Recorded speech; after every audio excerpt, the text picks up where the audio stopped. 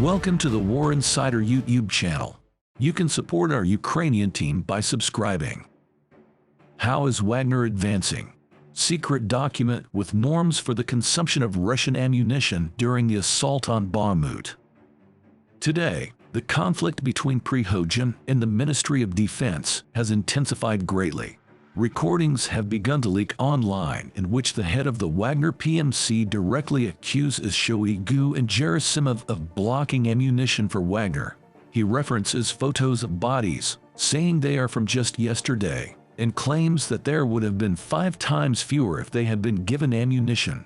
Wagner PMC fighters recorded a video in which they shot portraits of high-ranking Russian generals with a machine gun. In fact, this is a spit in the face of the leadership of the Ministry of Defense of the Russian Federation. The owner of the PMC Wagner, Yevgeny Prigozhin, published a unique document today. A request for ammunition of all calibers needed for the Russian group to capture Bakhmut was leaked on social media. The actual supply figures not only for Wagner but also for other units are indicated in the document by hand. A fierce political struggle is underway between Prigozhin and Defense Minister Shoigu, which promotes leaks of valuable information, which is crucial for our defense planning. Prigozhin released classified information in response to the statement from the Ministry of Defense of the Russian Federation on February 21st. During the period of 2 days from February 18 to 20, 2023, the volunteer assault units were supplied with 1660 rocket projectiles for multiple launch rocket systems, 10171 rounds for large caliber artillery and mortars, 980 rounds for tanks. In the next few days, all requests for ammunition submitted for February will be fully provided for assault units. From February 25th, deliveries of ammunition of all types will begin in accordance with the requests submitted for March. In total, last year the needs of assault units for ammunition were fulfilled by 140% of the requests received.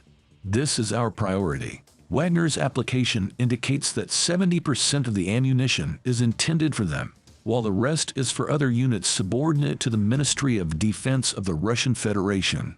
According to our data, 3 regiments of airborne troops of the Russian Armed Forces and 1 brigade of the 1st Army Corps are jointly storming Bakhmut with Wagner. Point 1 in the application is obviously for 152 mm shells for howitzers like the Msta-Katsia D-20 and D-1. This is the main caliber of Russian heavy artillery. 10,566 152 mm shells per day. Prigozhin notes that he actually receives 3,600 of such shells per day. In reality, 3,600 shells for such a small front as Bakhmut per day is a very large amount.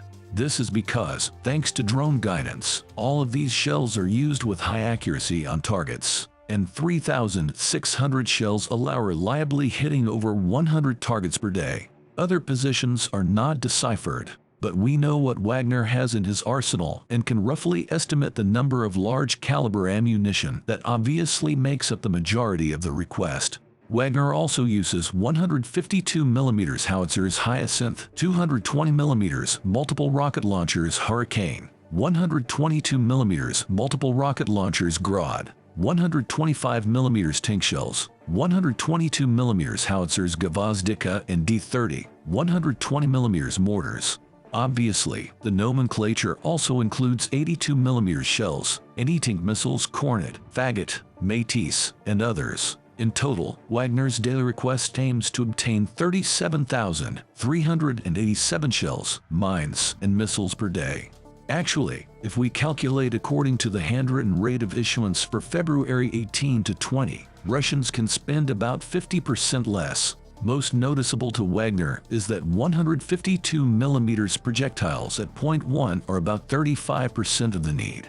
Nevertheless, it becomes clear why Wagner can advance. They spend up to 40,000 rounds of all types per day without taking into account infantry weapons. Obviously, according to the figures, this table does not include ammunition for automatic machine guns and under-barrel grenade launchers, firearms. Even now, with the limited Prigozhin's distribution norms, they can spend about 20,000 rounds of ammunition per day. Is this a lot or a little? It is enough to say that the norms of 152mm shells consumption by Wagner fighters per day mean that during a year of military operations, they want to shoot over 3.5 million rounds of 152mm ammunition. And if we take the allegedly small, according to Prigozhin, consumption of 3,600 shells per day, then the expenditure amounts to 1.3 million rounds of 152mm shells per year. This is without taking into account other powerful ammunition such as 152, 122, 120, 220mm, which Wagner also uses in significant quantities. For comparison, the US supplied Ukraine with about 1,155mm shells for the entire front in 2022. That is, the minimum expenses of Wagner exceed the annual volume of 155mm supplies for the armed forces of Ukraine. Our conclusions. The Ukrainian army demonstrates high endurance and resilience in Bakhmut, as it fights against the repeated advantage of Russians in ammunition. This is achieved thanks to the high motivation and self-sacrifice of Ukrainian people. It is important to systematically improve counter-battery combat, search and destruction of enemy ammunition supply routes. Wagner receives a daily supply of significant amounts of various types of shells, so their routes can be calculated. Only reconnaissance and high-precision weapons can fight against this amount.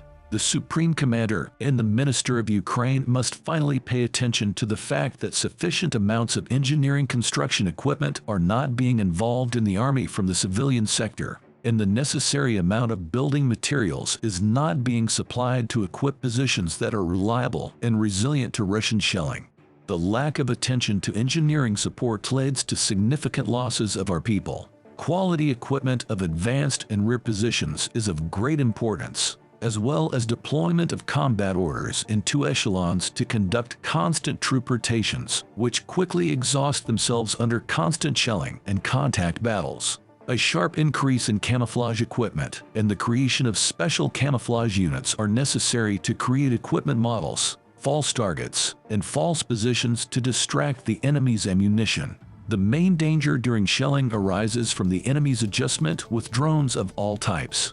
To reduce the effectiveness of artillery, drones of the middle radius of action, such as Orlan and Ilaren, must be destroyed, and troops must be saturated with radio-electronic warfare means handheld and dome. Ukraine and NATO countries should calculate a production program that would allow for a sharp increase in the supply of ammunition to Ukraine, as without increasing the supply of ammunition, combat operations are accompanied by significant human losses. This is all for today. Don't forget to subscribe and hit the like button if you enjoyed the video. We'll be back with more updates and information. Thanks for watching.